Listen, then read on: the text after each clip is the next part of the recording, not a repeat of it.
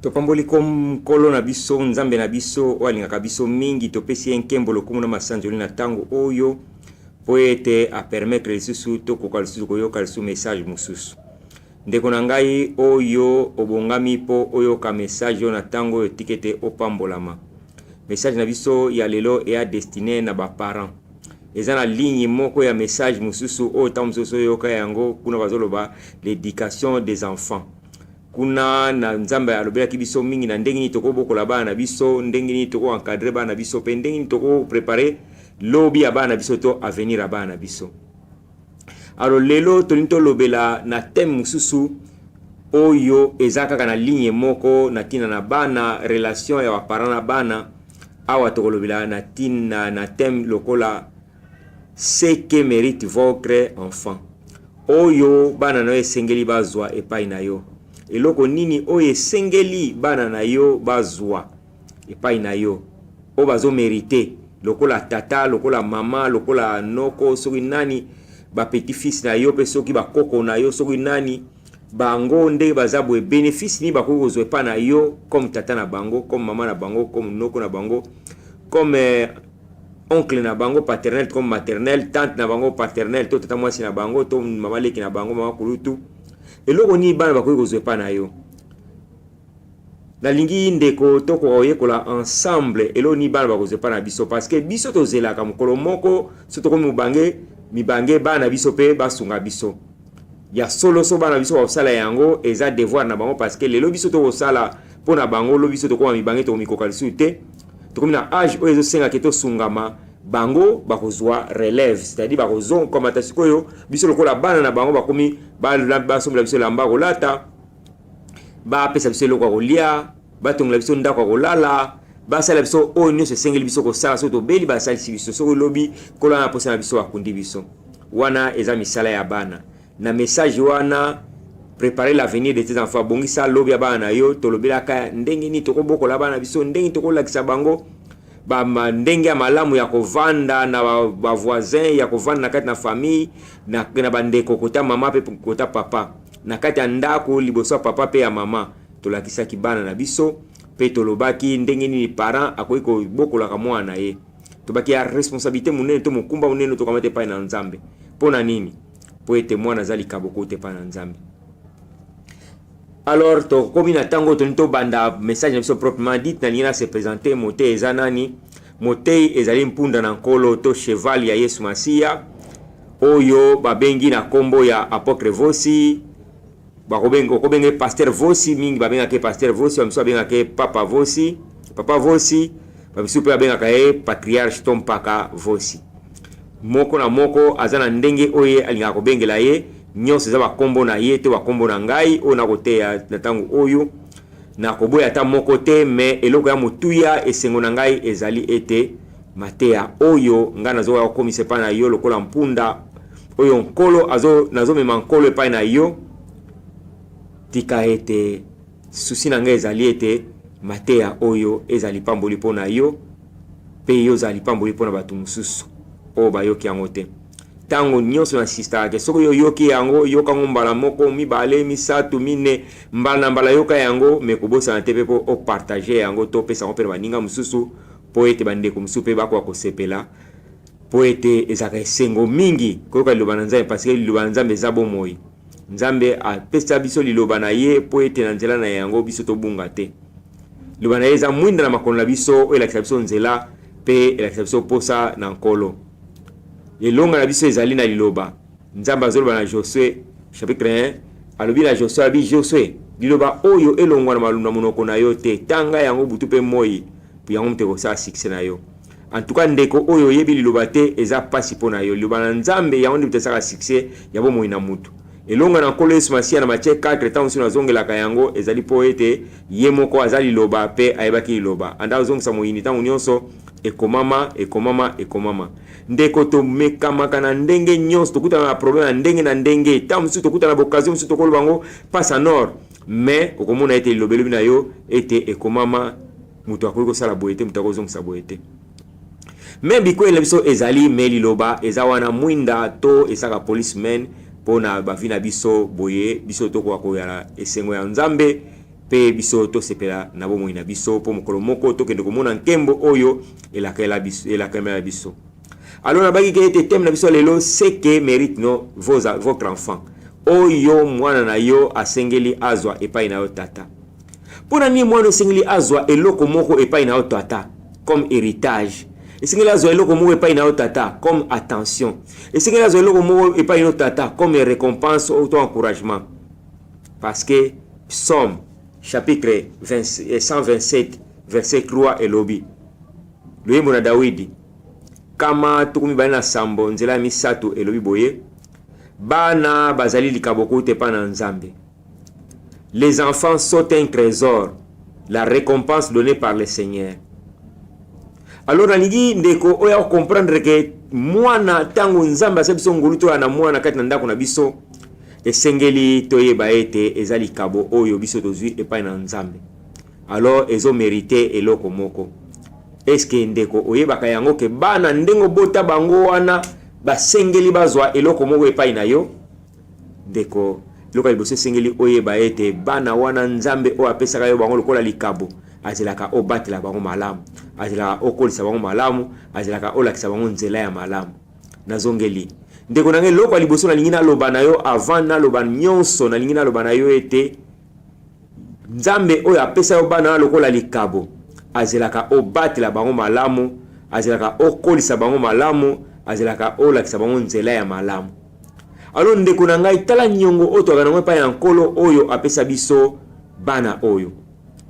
Mukomiso na ndako lobake soki mutu apesi yo chemise to apesi yo loko moko songolo alingaka amona ozo utiliza ngo na ndenga malamu. Me mutu moko asepela te kapesa yo chemise awo ya kuta mukolo moko ozo pakosa ngo sapato, awo kuta mukolo moko obwaki ngo na mabele, awo kuta mukolo moko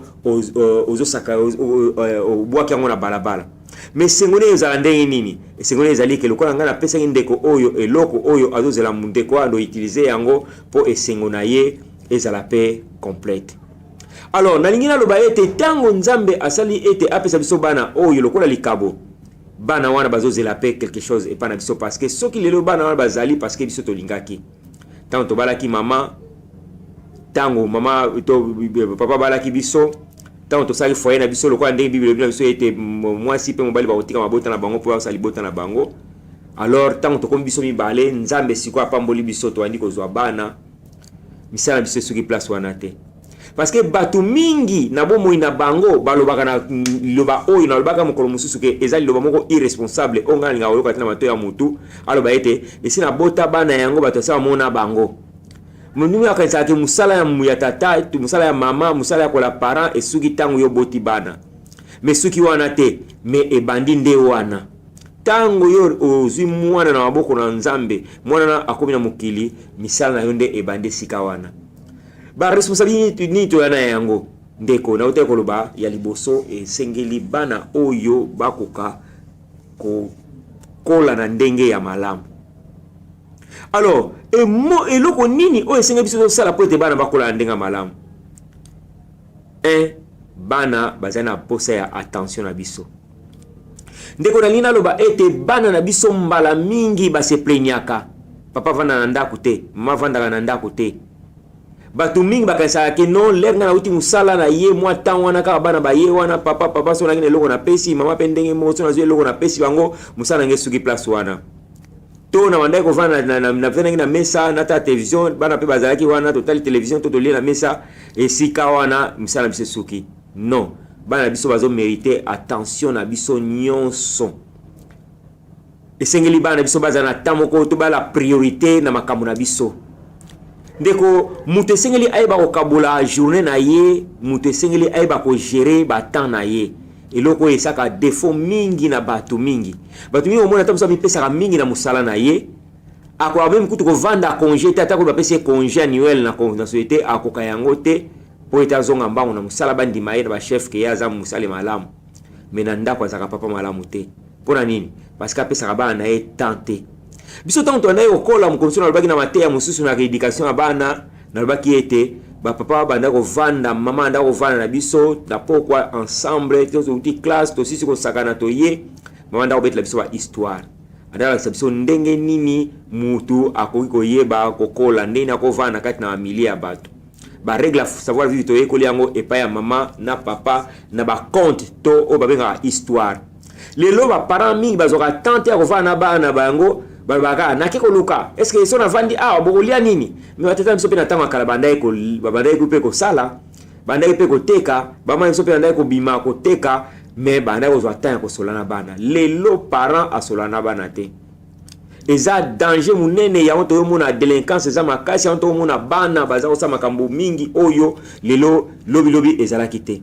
parce que bana bazwaka tante bazwaka attention à parler ba parenté bazwaka tante ya kosolana papa bazwaka tante ya kosolana mama bazwaka tangu te ya kovanda bako koloba nini oyeleki eza même na parents mususu baboti mususu oyo batalaka ta kaya mwana te bayeba mwana saki malamu na classe bakende même na école te bayeba soki parents et soki mwana na école aza ko komita musa malamu bana wa baza ba roi na ndako bako simba bango te bako beta bango te bako lobana bango te kuliso na école ayoki ke babeta mwana komona ko ya ko tomboka makasi penza melete ko tala malamu okomona lera ko ya ko yoka makamani mwana salaki maele siliye maele siliye eloko ça les alsuité parce que yele mengi na ndako asa tomboka kia bandai ko finga dia professeur anda ko finga dia voisin mwana yoka ka beta mwana anda ko finga déjà ya abeta mwana soko ndani abeta mwana to afinga ki mwana abandai dia ko finga na porte ndako mwana pazo ka ndeni azo finga ka mutu wana ndenga finga professeur mwana za ko sepela lobi lera ko koma na école na ye professeur wana beta bana mingi na mwana ngai te bona boye mele akoma kuna leba olakisa ye mwana ya kima classe leba olakisa ye mwana saka ba devoir te leba olakisa ye mwana ye azaka maele te na classe leba olakisa ye ba devoir mwana akomona ke mwana na ye aza mwana oyo aza maele te na classe alors maele ya parent esuki place wana ba misuku to mona komo beta so mwana na miso ya professeur nyoso apwani parce que ba parents mingi ba pesaka attention et pas bana bangote et loka liboso sengeli batu ba yeba on so ba comme papa on so ba comme maman on so ba comme mukolo o azali parent o abatela ka mwana moko boyana responsabilité ya bo moyi ya mutu lokola ba bengi comme mwana mutu loka liboso sengela pesa mwana ezali attention na ndenge mwana wana za okola attention na santé na ye ndenge nini ezaleli attention na elateli ndenge nini ezaleli attention na comportement ya mwana ndenge nini ezali vis-à-vis ya ba mikolo nyonso biso tango tokolaki papa ndalo bana biso mama ndalo bana biso o nyonso aza na age na ngai aza papa na yo aza mama na yo esika nyonso kokende oyo kuti wana papa na mama na yo to saye ndenge to sa ngai et papa na biso apesa ki tante papa na biso apesa ki biso tante to kokwa kofinga mama moko to finga papa moko pe bango abetela biso maboko to betamaki na ndenge moko soko voisin ya biso papa moko ya quartier to mama wa quartier aye kofunda ete mwana saki likamboye papa abanda kolakisa solo ke mwana salaki mabe papa anda kolakisa solo ke asepela likambo na te lelo eza le contraire alors emonani ke ba parents baza kopesa attention te epai ya bana bango. Donc présence effective penza donc présence penza solo na kati ndako papa ezalaka te papa yaka na butu akoti tant ça solina mama te akuti biloko Nicolas mesa ale esili asukoli soka sukoli tem tam susu to asukoli aye ambamwa matina mbeto alali lobi na tongo alamuki asukoli abimi ake musala ma pendenge moko oya déjà fatigué le akoma wana abandi ko benga bana nani oyo kamata pesho wana banda osala yango lamba yango tia biloko tila taka biloko na mesa sa bozong saboye yemoko mama akomona esika papa lelaki te yemoko mama akomona esika bana baleli te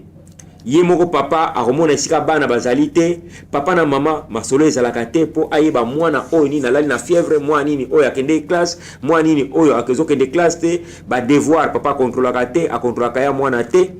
papa ayebaka te minerva mwana ese futami te alors aza pe na communication na école te mama ndenge bongo pe ndeko na ngai eloko wana ezosala défaut makasi batumi bazobaka ndenge ni délinquance ndenge ni génération oyo bana bazokola malamu te bana baza respecté mais bato azoyeba te ke attention à tata na ya mama et permettre à mwana akola malamu mwana aza na respect pe mwana ayeba ko se comporter vis-à-vis ya mikolo nyonso oyo papa lobaka na kati ndako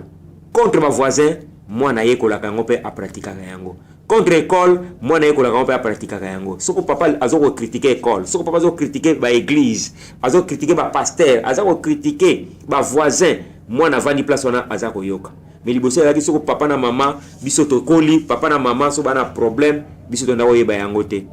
biso tokoli papa soko azana na problème na voisin papa wanda ko bima aki osola voisin kuna anda ko gang la partie al pangoute mama anda ko sola voisin mais to voisine akoya ba benda ni na mkwemo kuna mama bengani biso ba solo sili sans que to ba likamni zoleka or que ba parents biso pe na tango kala pe ba ki ma conflit entre voisins ba ki pe na conflit entre papa na mama bana banda ko yebate mais lelo bana ba yeba conflit de A à Z soko lingo yeba likambo zoleka na ndako moko ezaka question ya kotuna mwana na mwana mama na binote na mwana papa na binote akoyebisa yo papa na biso na mwana biso ba na problème kutu lobi babundaki papa na biso kutu ndenga za wana basonaki na voisin wana kombo oyo bengela voisin wana ya ko benge papa na nyote mako benge mbamo na kombo wana soko benga ke nani oyo moko yebi alors mwana yekola na ndenge wana maloba nyonso mabe o mwana lobaka papa tellement otaka opesa mwana attention te oyebi te ndenge ni mwana o azokola yo moko sutu kaka omona yo mwana ozoka moyen mwana akoli yo okomi na suki ebele mais le suki ngana ndako mata yo moko ozalaki place wana papa mama mwana babengani école parce que za propreté suki na bakanga te l'air suki ngozo koma salité ozalaki no wana banga bengana ka bana babengani on supona nini l'air ba pona suki pona suki oka esali boya ngaba bengani yo donc batu ba parents lelo oyo bana bazo mériter attention oyo sengelité de pa ba parents na bango alors eza défaut munene e pa ba parents eza eloko liboso esengeli ba parents na biso ba yeba ko salaka po ete bana bakola malamu eloko ya mibale. Deuxième point. Et l'autre ni bana biso baza ko mériter. Bana na yo bazo mériter ni ne pas na yo. Ce que mérite votre enfant, c'est la couverture spirituelle. Papa na lina lo bana yo, mama na lina lo bana yo ndeko na ngai oyo ozali a ozolandanga na tangu o na lina lo bana yo ke pona mwana no akola malamu. Esuki kaka na kolatsa ye malamu te ko sombla bilamba kitoko te. Esuki kaka na koletsa ye na kolesa ye malamu te. Ete mwana ngali ya katongo midi pokwa esuki kaka te na kosombela télévision osala miso mitendo osombela so preset esuki kaka wana te papa mais esengeli mwana aza na couverture spirituelle ndeko na message na ngai on a loblaki na tina na préparer l'avenir de tes enfants bongisa lobi abana na yo na lobelaki ete ba papa na mama bayosa kindumba mangomba bayana lingomba o bazala lingomba o bazala lingomba oyo bana pe baza ko hériter yango alors sika mwana ko bebele ko yebana te ba papa baza ko tamu suko sala exode bazali awa ba papa zo bota ba boti mama pe ndenge moko baza ko bunda kuna bazo swana kuna ba otonga kuna bana baza ko mona baza ko yoka alors ezo sala ke bana ba hériter makambo wana parce qu'on a le blantin à couverture spirituelle. Ezali eloko mibalo esengeli bana biso bazo mériter et pas na biso. Et ezali ba parents ba ko koyeba ke mwana ndenge abota mi bible biso elakisa mwana nzela wa kotambola poso wa koli abosa na yango te. Bana besoin papa yo olakisa bango lingomba moko nzambe moko. Lelo nde to baboye likambo ya bonzambe ndeko na ngai ezana banzambe ya dea minene pe ezana nzambe ya dea mike. Et l'autre chose moi batu lelo ezanini ezali mwana boyoki miracle za kote wana boke yoki kuna batu baza ebele boke kuna muziki ezo ya kamakasi boke kuna soli kamunini boke ezo sa siko mwana azo ana position moko fixe te aza kozwa oya kuti awa na okwesa batu azozwa oya kuti kuna na koteya koganga azozwa pa ya kuti kuna ya kobina mingi azozwa pa ya kuti kuna ya koloba soli kamunini mwana zuma kamunyoso oya tonti na mutu na yesiko mwana aza na position te. Mais les biso de kolaki ba parents na biso balakisa ki biso nzela moko oto koli na yango leto ko mikolo to se définir to moni ke nzela mo penza yango yo nzela ya nzambe ndele biso oyo to komi ba oto yali to komba sala na nzambe to zana elembo nzamba benga biso mais to zwaki pe encadrement ya ba papa na biso oyo eza indispensable biso na ndako par exemple na ndako oyo ya biso papa na mama bayebaki nzambe pe papa na mama banda ko biso na nzela nzambe alors soki yo okei na église te na ebite okotela wapi na ndako mais lelo penza papa bimaka mama bimaka babimi na bango bakena bango na activité mo na lingomba toana 21 jours na église ya mabondeli toana séminaire na église toana nini mais okomona penza ke papa na mama baye na bango papa ye na nzela na ye mama ye na nzela na ye bana batikali na ndako mwana ye moka bilukela nzela na ye azana no muke okomona ke papa sambela na église mususu bana pe asambela na église mususu eloko eza fréquent soko tali yango pembe na onde konanga ozo yoka ngai na kolbano lelo oyo oya ko découvrir vraiment que likambo oyo même na lupango yo vanda kezali ete papa na mama tamso assemble l'église moko tamso pe papa assemble l'église mususu mama assemble l'église mususu bana bango pe mutamuta luka nzela na ba mso akende pa ya papa ba mso akende pa mama me bato nyonso oyo babimaka na porta ndako moko alors l'air bakozonga bayeko sala siko guerre ya bopinion et pas na biso eleki malamu kuna pa na biso bato ba église na biso bato baleki belé et pas na bino kuna musique elaka te et pas na bino kuna nguye ezali te kuna bino tonga malamu te kuna pasteur na bino asala boye te kuna donc elero ekoma na kati ya ndako bauti kosalela nzambe mele bakoma na kati ya ndako bitumba ekoti mpona nini parce que mutu na mutu azana nzela na ye mutu azana nzambe na ye beso wana nzambe a grande foule beso wana nzambe a louange beso wana nzambe mbongo mingi beso wana nzambe a ndawa kitoko beso wana nzambe soko ya ndenge nini alors leba yako sangisa yango sika moko pas explosion elongo makamwa nzambe ekomba discussion omoni peza komba discussion bayebi nzambe malamu bayebi nzambe mabe bayebi église malamu bayebi église mabe mwana azana opinion na ye papa azana opinion na ye mama azana opinion na ye leba kobima papa akende na église na bango séminaire ezali mama na église na bango bato aza kolala bazana retraite bana pe na église na bango bato aza kobanda banda muta ko contrôler muninga azalite alors bana biso ndeko na ngana lingalo bake deuxième point et loko ni bana biso azo mériter pa na biso bana biso azo mériter couverture spirituelle et c'est que les biso nde to la sabon nzela nzambe oyo biso to yebi na Israël balwaki ete tolo bana bana na biso makambo o nzamba salaka biso ba yeba kaka nzambe oyo abisaka biso na buumbu na Egypte lelo bana bakomi kopona nzela na bango Josué le ratelemaka na Josué chapitre 24 a telemaka lobia abike ngai na libota na ngai ndeko nanga sengeli biso to ko yeba Josué déclaré penza à se définir abike ngana libota na ngai papa bible bina biso soko ndimeli Yesu masi ko bikisa mayo na libota na yo siko papa yo ndimila Yesu masi eza malamu oza soko tam sope na misala moko bonaka te église osalaka eza malamu siko na lelo bananga na tuna wa question moko papa na ngai siko ndenge géraka libota na yo bana na yo ndenge bazali awa baza ndenge ni kuna epai mwana sambelaka prophète mwa utekiso epai wapi azobonda pona bato esika mwa sambelaka eza na prophétesse moko soki apôtre moko azobonda pona bato esika yo papa sambelaka eza soko na pasteur moko azobonda pona bato esika mwana mwasi to neve na to nyeso na vana na ndako pe asambelaka kuna pe eza na nani moko mususu pe oya kendeke pe agi pe na mai na ye aliya bwaka na ndako mususu pe bapesa ye singa moko atia na porte ndako po ekengela bato siko explosion wana ko betle bino akata ndako ndeko na ngai résultat ni ko pesa bokabwani oto zomona na bandako na biso pona nini parce que même bana na biso soko bazobela mingi lelo makamba kindoki lelo ekomi baza ko yemba ngolo kola nzembo ndeko na so yoke sika bato akumisa likambo oyo ko pesa yelo ko na mate ngane na li mwana ngaso ka ye na classe bo pesa yelo ko te mutu mwa pesa yelo ko te biso na lobaki na message mususu wana na baki ke avenir abana na baki préparer l'avenir de tes enfants na baki ke biso to koli na ko lia ensemble ba ko samba papa to ba voisin na bibi ya papa na biso ba to na bengo papa fulani papa André, papa Jean, so papa nani, bako mama rolamba, mama Ariso, mama nani, mama Kutu, ando benga mama Leki, ando benga bango, depa age mama no azali, bako lamba biloko, bako benga bana nyoso azu atia ngo place wana ba mbale pai, bango so le sika moko, bana masi sika moko, ba mama pe na biso le sika moko, papa na biso le sika moko, likamba kindoki to mona yango te to quality lo to komba sel na nzambe, to mona te balo ba biso ke voisin o ala kandoki, to moni te balo ba biso ke mwana o azaka kandoki, lelo komi kindoki pona nini.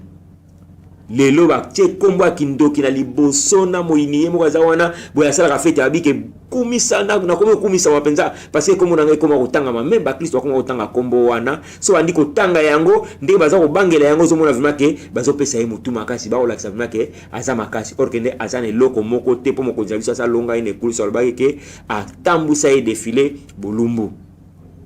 ndeko na ngai meloko nyezo monana ezomona ke bana biso tellement bazana couverture spirituelle te ko banga esala biso na ndenge moke mwana lié pa msute okoboma mwana onzala pa mandeko na ngai isi fio bonde rapona mwana yo isi fio mwana azala na sana liboko na Yesu Masia Bible na biso oyo nzamba bomi mutamukila mona kate pe o mukolo asimbi mutamukila botola kate lelo bana biso bazobotola bango ba oyo bayibi nzambe te bana bango bazobotola bango na muyini parce que basimama na boko na nzambe te ndeko na ngai couverture spirituelle et ali deuxième point et donc il faut papa maman il faut faire attention à moi na yo na kokola na ye, na kolia na ye, na kelasi na ye, na éducation na ye, esengeli attention ya makasi ezala. Olandela ke loko moko. Mwana zaka na âge te, ezala mwana wabotami lelo ba yopese mabele, ezala mwana oya koli lelo akomisoko nani, nyonso bazali bana esengeli bazwa attention ya papa, bazwa attention ya mama. Eloko mibale esengeli bazala na couverture spirituelle. Papa mama okoki kolala te sanke otika bana nono maboko na Nzambe. Et l'on y va nous mériter couverture spirituelle. Nzambe a tata na bino. Bible Nzambe Abraham, Nzambe Isaac, Nzambe Moïse, Nzambe Jacob. Bango nyonso za ligne moko. Ba yeti na David, ba yeko kwe pa nkole subasi ya lelo, Nzambe abiso toko sambela. Voilà Nzambe o azana bomoy. Voilà Nzambe o ya solo. Il faut la Nzambe ba papa na yo. Papa yo sambela ka Nzambe mususu. Mama sambela ka Nzambe mususu. Bana bango mo pe ba luka nzela na bango na ndenge na bango. Alors o ya bunga to ebite o nzela solo to ebite le bo yamba mo explosion parce que oyo wana bi Nzambe na bango oya batebele muto ya malamu yimtana nguya Nzambe oyo ya bamso abike ya miziki epai bato batonda babina malamu ya mso abi epai o bapesa ba domingi mso alobi epai batonga kitoko mso alobi epai ba sokoni muto mutolera ko yale ba ko ya wana muto mutuna baki guerre opinion alors elongwe sengo ba ote kumisa Nzambe e komi kanda parce que ba o ba finga église baninga azan respecter afinga pasteur na biso azan respecter asinga église na biso azia saka na pasteur na biso ngara ko linga makamandengo na te parce que pona nini mama semble à l'église mususu papa semble à l'église mususu bana semble à l'église mususu na ndako boyaka na prière te culte familial et salamaka te na kati ndako mutu na mutu soko abondelaka na ndenge na ye abondela kutu pona papa te abondela kutu pona mama te abondela kutu pona mwana te abondelika pankolo sapangola butu na tika na maboko nayo Nzambe na tiki mimbongo na maboko nayo ope musuku na Nzambe na tiki musana maboko nayo chef na déranger nkolo sima motema na ye mwana pardi nkolo mimonisa batela na nzela donc mutu moko te ataka muninga na se ya doboko na Nzambe.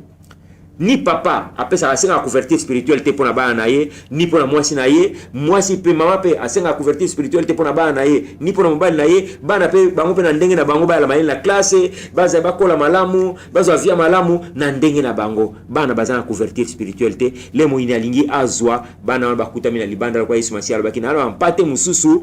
baza libanda alobi na yaki pona récupérer ba brebis perdu la maison d'Israël ezana na brebis perdu bazana kati alupo ya ndako me bazana kati alupangu te bazana kati ndako bolela ndako moko me bazana sa couverture na yo te bazala ka bango mo ba se débrouiller ka bango moko bazala ko ba vagabond spirituel ba ko tambula ba okende pa iboye bazaba to bazangi mokengeli. Alors ndeko na ngai na lingi na loba na yo papa yeba yango ke bana na biso esengeli bakoka ko prendre bayekola na nzela na biso bayekola pona biso pe pona Nzambe na biso na lingi na loba na ndeko na biso français na ba pomi balé déjà onatangi na bi ke nos enfants méritent du temps pas ce qui reste en fin de journée mais un temps prioritaire. Bana biso premier point esengeli bazo senga penza attention bazo senga penza temps penza eza ba temps etika la te ba sobre attente oye ovandi mo mukena kiti wana wade ya fatigue zo la wapongi na yo wana mwana zo bana papa ndenge balino na classe boya papa ndenge za boy basengi ba kuna ba école na bino tango nyeso papa ndenge za boy ça va OK na pongi wana te babike il faut la temps moko prioritaire na ndeko na biso français et puis deuxième point na bi était nos enfants méritent une couverture spirituelle. Nos enfants peuvent nous apprendre tant de choses sur eux, sur nous et sur Dieu. Quand nous réalisons que nous n'avons pas de réponse à tout, nous permettons à Dieu de nous parler à travers nos enfants. Et c'est que l'indeko nangai bana biso bana sa couverture spirituelle kotika bango na maboko ya Nzambe bana obai ba Nzambe bana ba kosunga biso mokolo moko lelo biso twali ba pasteur mais papa biso ba pasteur te mama biso ba pasteur te mais lelo oyo ngande nali awa na yebi ndenge na ko encadrer mama na ngai so mama na ngai lelo a prophétesse so mama na lelo ali ordonner ezali ngai mais yim tabota ngai mais lokola na la ki la sa couverture spirituelle na ye ala kisaki ada obond la pona ngam kona mukolo ala kisai nganjela ya Nzambe Nzamba benga ngai na la musali na ye lelo oyo mama na ngai ba talent biloko Nzambe abumba pona ye kate makabuna ye emoni sami esengeli sikoyo ngai sikoyo comme mokambi nazo mama na ngai na kambaye esengeli abulisa mama na ngai lelo oyo aza ministre ya Nzambe mama na ngai lelo musala nzambe babulisa mina ngai moko na maboko na ngai yo na tina mutu mama na ngai ndeko na ngai parce que mama na ngai ataki nga na sa couverture spirituelle parce que mama na ngai alakisa nga nzela na nzambe parce que mama na ngai mukona ndai ko lobela tina nkolo Yesu Masiya mama na ngai akomunika nga o babenga kondima to foi. Et ce que tout mama ndeko na biso na attitude bana na biso na attitude ya foi makamusu bana biso akoko lela balo bango obali lo bana yepena kwa lokola Abraham alobaki na mwana ye Isaac alobi Dieu pourvoira. Obi ke tango Abraham azomema mwana ye Isaac mwana tellement ndako mona tata mukona mukona zo kende ko pesa mbeke pa na nzambe ndenge na ndako kendela mukona na mwana kamwa kyango bipa to kende to na bakoni to kende to na biloko nyonso to meto na mona mbekate parce que yebaki mukona mukolo ndeko na ngai ete papa akinopesa ka mbeka epai na nkolo akinotumbaka mbeka epai na nkolo to memaka biloko bo to memaka biloko bo. Mais lelo bana mingi ba yebi kutu Bible te so lobine kutu Bible ayebi yango te bana nde baza wana olobina yeke papa na ya lobana yeke kende kozula ngai Bible mwana akene kokamatele soko eloko nini batu mingi tilo oyo ba yebi te ndenge nini bakoko mema bana baona nzela ya nzambe bibi ki liloba oyo bokabola ngona bana bino boyebisa bana bino batu tellement ba yebisa bana bango te makamini nzamba sala bango bana pe ba yebi munena nzambe te bana biso sengeli to communiquer bango kondima même ba problème sozo le karakata ndako to mama zobela omona bana bango sakana te faut communiquer bango bakay bo mutu musate papa mama akoma ne malamu mama zadi ya malamu ozo mona yango eloko wana bana bazokola na kondima okolo bana bobondela pona mama na bino bobondela nzamba sunga mama na bino bana bakobondela pona mama na bango mwana bango babiki nzamba yoka libondela mutu nyonso mwana mukai bine makaminga koloba te akolobaka nzambe mama na ngai aza maladi sunga mama na ngai nzamba koyoka libondela mwana papa na biso azana musala te nzambe sunga nzambe koyoka libondela ya mwana lobi papa ozu musala mais bana lokola baza baye bakoli na kondima te nabaki batata musu bazo komata kutu mwana apesi cigarette ati apesi mbonga ko somba cigarette batata musu bakamata mwana apesi mulanga masanga ndambo etikalaka wana umwa pa mimi na nzoto ameli mingi alangwe musu benza namona ki na YouTube azubina mwana na yazo bina ka penza na kati ya feti moko boy mwana yazo bina penza mwana na sima nango lembi alali pongia ndengo na mwana lali pongi wana l'air pongia ko pona ko lala te malali parce que aza fatigué abini mingi elo ni mwana azuna libini na ko bina wana elo ko moko te loli mwana akoma maladi mwana wakola makamandenge wana elo ni ogaina mwana yo mwana balakisa nzela nzambe mwana balakisa nzela ya venir oyo lobi ekozala malamu pona ye alo ndeko na ngai na nina loba ete esengeli to ko ede bana ya biso bakola na ndenga malamu ya koyeba nzambe ko orienter bango ndenge ni bako vivre na mukili oyo eza perverser leo to mona bana bakota na babola to mona soko ni tutu papa eza problème responsabilité wana eza ya ba parents parce que ba parents ba pesa ki bana o bango bazo mériter. Et c'est une grande responsabilité que les parents ne donnent pas à leurs enfants ce que leurs enfants méritent. Si aujourd'hui les enfants sont des délinquants, une grande partie des responsabilités c'est les parents. Et ça na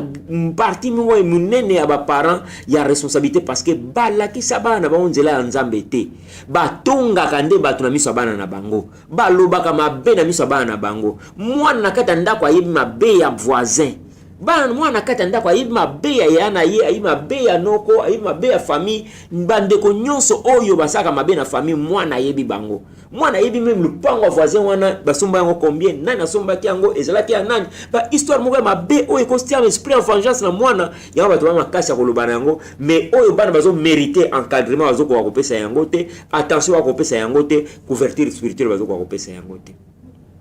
ndeko na ngai esengeli batu bako koyeba ete mwana esengeli azana sia couverture spirituelle papa il faut bondela pona bana yo olingo voyager olingo lala olingo bima olingo osasoko nini il faut okanisa kana tina bana na yo olobaka ba déclaration ya malamu pona bana na yo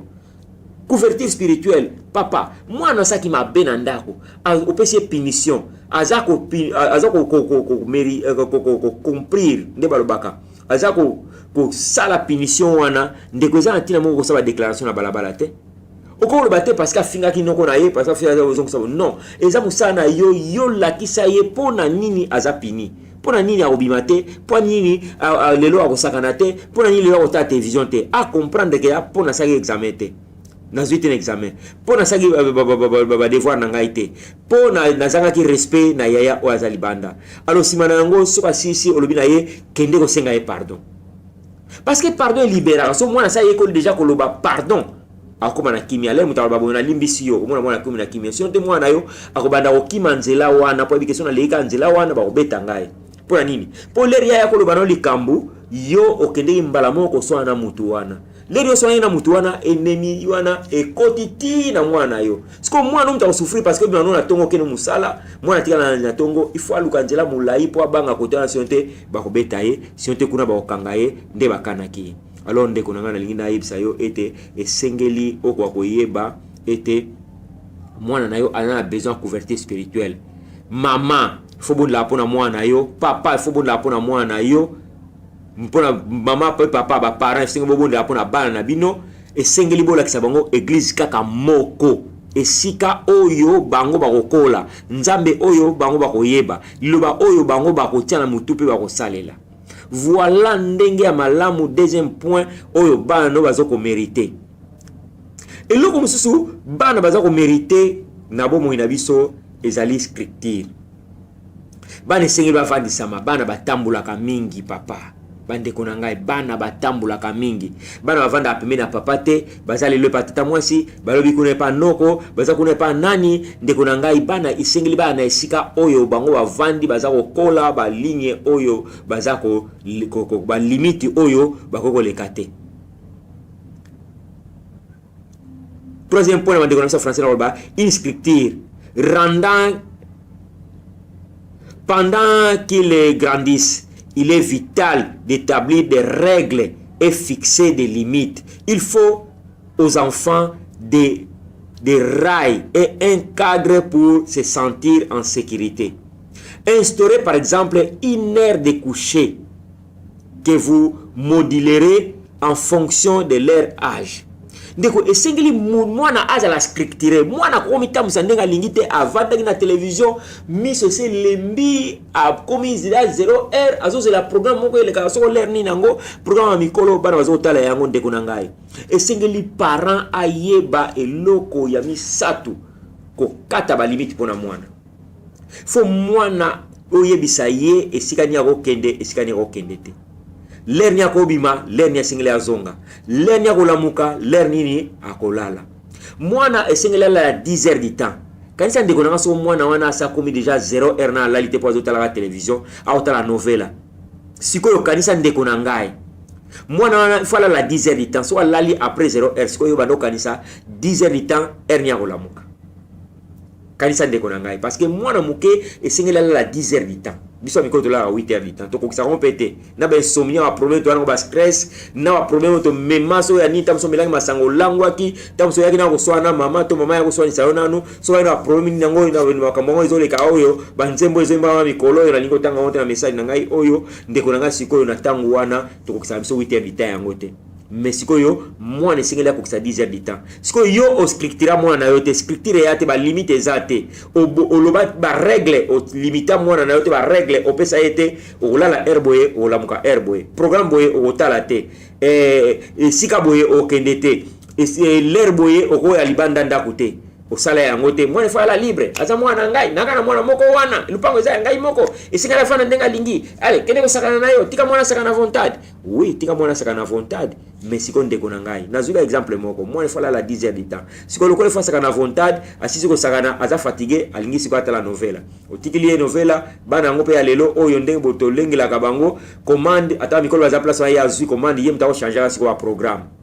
Moi, nous avons mérité éducation à kitoko. Nous avons besoin de la limiter. Sengeli a kola naba règle établie. Biso papa anana komite yomo soko tenga na lupango kala. 18h mutunyo sofazo kati na keko sukula nzoto. A lero ya ole esili opemi osali ba devoir na yo esili tango na télévision na ndako ya lagite mama ndo pesa bino wa histoire. Le abeti bino la histoire esili bolembi esili so moni wa bwandi olala mama kati ba histoire na ye akeko tia mutu na mbetu mutu alubina yo bokeno lala ali mutamto olandi chambre na bino sans discussion lelo mwana nde tobokola bango nde tolakisaka bango liberté topesa bango tellement balimite eza te ndeko na ngai na tomi na troisième point tellement makambo na bandako na biso ya scripture te mwana alalaka lere ye alingi alamuka lere ye alingi asalaka oyo alingi atosaka moto oyo alingi aza na bato mosusu na kati ya ndako meme bando ganga na yo meme kuto sanzi muno mai moto na munoko na yo akobanga te eza bato mosusu so moto atelemi kaka bopa ye moko andi okima mbango alors makambo ya ndenge wana eza makambo nde ya mabe oyo ebebisi bana biso mwana yebi lera kolala te mwana yebi lera kokota na ndako te mwana yebi eloko kosala te bana mosusu basala kutu beta misala te donc alamuki na ye asukuli na ye avandi botiaki mai place wana oyo akuti na katini yango wana ya kosukula akozwa kuna bidon te ye atokaka mai te ye asalaka nyonso ye asalaka te il y a ça un état dans un état na kata ndako aye pa za mokonzi na ndenge na ye donc bokonzi ya papa bokonzi ya mama bokonzi ya bayaya ye pa na bokonzi na ndenge na ye et mesiko bokonzi na ye ezaka ntamso na mutu moko na kata ndako oyo yango etosaka oyo babenga na français un état dans un état bana mosusu baza ba état dans un état ntango bino ozomona mwana ya sa kola kala soki aza mwa mwasi asa bota c'est-à-dire kasa longola bazemi soki aza mwa mobali asa bota c'est-à-dire ke na libanda kuna asa longolisa bazemi bosiko na kata ndako ayaka lere oyo alingi akotaka soki alingi alalaka na ndako soki alingi akende pa ye alingi na ntango ye alingi azonga ntango ye alingi aliaka eloko oyo ye alingi soki balambi pondu alobi na kolia pondu te bokangi motema ti 20h boke kosomba soki eloko nini to bopesi mbongo mwana siko moto akoma kodirige yo babengi na français un état dans un état alors mwana balimite ezali te alors sécurité ya mwana sikoyo ese bebi operde contrôle ya mwana ndeko soko oscriptere makambo te soko balimite ezali te parent abungisaka contrôle ya mwana eloko nini esalamaka mwana kosala oyo alingi mwana yaka ndeka toujours na baproblème alors okomi na yo kaka koyembayemba bana ngo na bota nzambe na ngai bana ndengo ndenge nini yango bana eske bana nyonso bazalaka ndenge oyo nzambe mpona opesaka mwana ndeko na ngai nzambe apesaka biso eloko mabe te bible oyo so les enfants sont un héritage eza trésor oyo nzambe apesa biso tanga na psaume 127 verset 3 okomona ete bana bazali kabuku te pana nzambe apesa moto eloko mabe te abibino bato mabe opesa bana bino eloko ya kitoko mpona nini nga nzambe nakopesa bino eloko mabe ndeko esengeli bato bakoka koyeba ke okozala ami meilleur ami ya bana te okozala mpe ennemi na bango te okozala meilleur ami ya bana te parce que bana basala ndenge oyo lingi ozoseka ya akanyeka ndenge wana mwana obanda kobotama nde azala ndenge wana non ndeko na ngai esengeli bana ozala na confiance na nzambe ke nzambe apesaki ngai bana malamu siko bana oyo nzambe apesi ngai esengeli na se force nazala parent moko modele mpo na bango ndeko soki osala ndenge wana te ekozala pasi bano baza ko mériter ete bakoka kozwa lisusu scripture c'est-à-dire baza na limite sengeli ba sentir sécurité ba sentir encadrement na en un monde na linaloba sengeli bana ba sentir encadrement moko sécurité moko esalaka mpona bango c'est-à-dire tango bazokota 18h makambo so koleka na sima ya butu wana ba 20h ni tutu ata bakutu bayaki na yeba to témoigner babite yasa mikota ina 18h makambo lere lekaki azalaki te ata oyo kiko kuna basaso nini oya yo mwana deja azana kata lupango lere ekoki ale esili asukuli alali tokola ki ndenge wana ndeko na ngai tokola pe to leka pe bato ala pe ba jeune bandimamaki le tokobi pe batata to simbi bakoko to simba koko loko lelo o nani akondima ngai oyo mpunda na Yesu Masia ngai o apôtre vosi to pasteur vosi nazali na bana na ngai baboti bana ya bana nga baboti nani akondima so nabike ngai nali ndenge na portugais bizavo nani akondima muso miko nga baondima teke ngai na bota bana nga babota bana nga pe bali ko bota nazali ya mwana nga moko saboti déjà nani akondima parce que na laki encadré parce que tout est laki structuré parce que ba mesure de sa sécurité tetanga zoka yango po ete akoka ko bokola nga malamu a instauraki l'air nini. Instaurez par exemple une heure de coucher que vous modulerez en fonction de leur âge. Ils comprendront ainsi que l'âge apporte la liberté, mais pas tout du coup, car ils ne sont pas aussi prêts qu'ils croient à assumer les responsabilités que la liberté indique. Oyebi ke soki olobi ke mwana nga za libre yeba yango ke liberté luka pe makambo ebele ndeko na ngai liberté pe ko ke na libertinage o regretter pe mwana yango omoni vraiment que non na sala ke loko mo te na mwana oyo na komi ko futa siko prix ba para mingi lelo oyo balba kaka oh ndenge ni bana lelo lelo pena ndenge to yaliboe génération oyo ndeko na nga génération yo moko so bebisi yango mwana na yo ayebaki na yete makambu ndenge ni ezalaka yo moko opesa ke liberté obi non mwana ngesengela sala nyoso ya lingi mwana zo ifa sengela kola malamu oui mwana sengela kola malamu mais siko ndeko na ngai kokola malamu yango wana mwana fa za la liberté libre siko libre mwana zuyango lokwa libertinage na ndenga salaka na ye wana akota butu omona mwana na mwa age mwa muke akeko zula ozemi omona mwana age mwa muke akopesa ozemi omona mwana age mwa muke bakende ko yiba yepa zaki na kati wana ndeko nanga bakangi mwana wana motema ya kitata okokatotika mwana wana motema ya kimama okokatotika mwana wana eloni osalama okobisa mbongo po okende ko pesa po batika mwana alors eloni osalama mbongo bolinga ofuta bolinga osaso likamu nini ebebisami pona nini parce que papa parce que mama bo contrôler mwana malamu te eloko ya mine oyo bane sengeli bazwa epa ya papa eza bazalaka béni osaka ba déclaration malamu pona bana etanga na Genèse chapitre 48 verset 9 fais-les avancer vers moi pour que je les bénisse. Et c'est que les bana na yo opusa bango pembeni na yo olo bana mo maloba kitoko oyo komela ngo bénédiction. Quatrième point na loba était très important papa ba tata mingi même moi na saki mabe ya solo mais esengeli to yekola kolimbisa bana biso to kangla mo motema te loba na ye vérité ya makambo asalaki azala ndenge wana lokola za mwana alinga kotosa ngai te oyo koyela ye papa wana ya langage ya malamu koloba te bana biso bazo mériter nini baza ko mériter bénédiction na biso bazo mériter de bénédiction na biso ndeko na ngai soki exemple asaki mabe ndeko o reprocher ye simanango o pardonner ye esengeli pe omanda ko faire ye part ya makambo koloba na ye omoni ndenge za boye likambo yo salaki tala makambo ebimi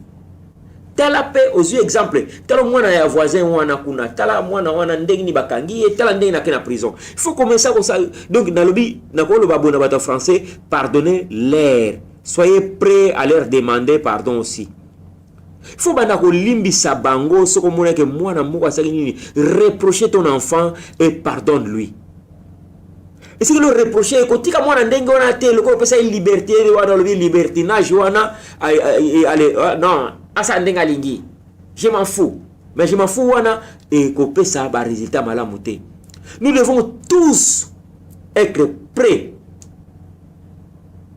à assumer les conséquences de nos actes. Batu mingi nde baza wana parce que au banda contrôler mwana yote leur ba résultat moko ya mabe pesa minde ko nanga il faut la prêt okotika mwana na wakufate okokaba mwana yote il faut la prêt pour o libérer mwana wana pe o lakisaye ba pona nini oye akomi lelo na prison pona nini akomi lelo ba futisi amande pona nini akomi lelo ba pesa ezemi esengeli okoka ko zongisa ye parce que okoteke na ba groupe mais a toujours bla que quatrième point esengeli bana biso bazo mériter ni pana biso bana biso bazo mériter bénédiction bénissez-les. Joseph répondit à son père c'est que sont mes fils que Dieu m'a donné ici en Israël, je t'en prie fais-les avancer vers moi pour que je les bénisse. Vos valeurs et vos bénédictions dont vous jouissez sont destinées à être transmises à vos enfants et vos petits-enfants. Que vous exprimez vos sentiments de vive voix ou par email disant que vous êtes fiers de bénissez vos enfants. Ndeko en toute occasion. Ndeko nangai, babila so awa Bible so Joseph azo présenté bana na ye et paye ya tata na ye. Abi si Jacob abi tela bana nga ona boti na mboka oyo. ndeko esengeli toko comprendre que bana na biso bazana besoin bazala béni atana ndenge baza musika ata biso bazaka no esika moko te meta mususu ko ba téléphone obida ye zala béni nzamba pambola papa nde na lia na sabona zo nzamba pambola misalo zo sala nde asabo soko likama be obi na lingi makambo na te changer ko pa yo zali ezabisika mo musika biso to ali kuna te so likambe ko eli kuna muta osunga ya zate alors sala on nzamba zo linga tika makambo zo sala wana soko asali kama malamu vraiment tika te nzamba pambola yo il faut la fier na bana na yo il faut la kisabango ko linga bango mingi ndeko na ngai il faut la kisabango malba osaba déclaration o ezo mema bénédiction pour la vie bana na yo ya solo tangu nyonso te oko gele bana yo eza na tangu o basali kama malamu o ko encourager bango. Alors essengeli ba ke point o quatrième point o eza très important et mwana il faut on lobaka na il faut ça approximation na mwana yo il faut ça ba déclaration malamu na mwana yo essengeli la ça ba sentiment ya kitoko asala anniversaire to yo mto sala anniversaire mwana souhaité yo loba ete eza la pelo kola yo so nzamba bakisinga mokolo moko mbula moko lusu na vie yo penzamba kanisala yo susu o sa pe susu ba mbula ebelelo ko ngana sali ba suya kitoko ndenge wana maloba kitoko omona bana ba wenga yo oza the best le meilleur papa mama esengeli okoka kolakisaka ko exprimaka ba sentiment na mungongo kitoko ya esengo bana bamona bala fier na yo baba ke biso pinda to ana papa biso pinda to ana mama bana biso bazo mériter eloko oyo batu mingi bali ko pesa bana na bango ba mérite na bango te mwana lokola za mwana ote akoya mutu makasi non soki azwa encadrement malamu ndeko na ngai akoya mutu makasi te eloko yesa mwana mutu makasi ezali ke biso tozali kopesa ye liberté biso tozopesa ye eloko oyo ye akoki kozwa te na tango wana parce que eloko na tango nango so eloko wana ye na avant tango mwana ezalaka toujours ndenge wana ndeko na ngai eloko nyonso oyo esami avant tango ezalaka toujours ndenge wana ebebisaka mutu yango na lobanga nabenga ko brûler betape soki mutu a brûler betape ezala mosala nzambe na ministère soko brûler betape ezala mo Kristo soko brûler betape ezala mwasi soko brûler betape ezala mobali soko brûler betape mutu nyonso a brûler betape abebaka ndenge moko soki pe liberté leki mingi sala ndenge olingi osala eloko te ngamona ya lini tutu okosimi ba conséquences mususu oyo ondimaki te obebisi mwana ya mwana esengeli batu bayeba ete to yala na système ya ko bénir bana biso oza ba déclaration kitoko pona bana biso ya ko réunir bana biso eza valeur mo très important ya ko éduquer bana biso. Même une bonne éducation n'empêche pas un enfant de se fourvoyer. Même ton père éducation malamu mais moi bana mususu pe elakata mususu mona a glisser moi muke il faut te récupérer mwana na yo moko asali ka moko oyo sepelité na éducation pe sakaye et pesi le contraire oko abandonner te oko rejeter te ndeko na ngai il faut o récupérer azonga côté na yo azana besoin ya récupération na yo azana besoin ete oko koloba na ye en tout cas na sepelité na oyo sali mais pour ça na pemé na ngai na posa na yo. Alors, nous sommes parfois effrayés de voir à quel point nos enfants nous ressemblent. To sepelaka mingi, o mona bana na biso